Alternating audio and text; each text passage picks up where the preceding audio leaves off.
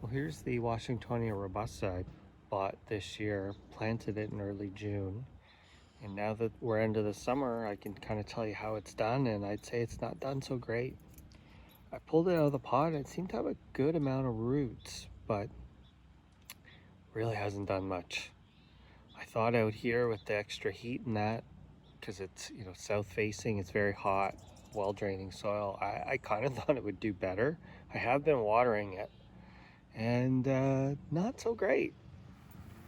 It's actually showing signs of drought stress. So this, it's only it's working on its second frond now. You can see even the tips of the new ones are a little brown.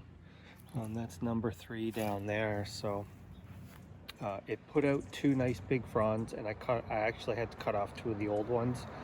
They turned yellow, and you can see this one's starting to go. So I find, sometimes with newly planted palms or ones that aren't necessarily in the best condition, they'll kind of throw a frond and then suck the life out of the oldest to help produce that new one. So my one in the backyard I think it's working on its 11th frond this year, and that doesn't get nearly as much sun, so imagine that.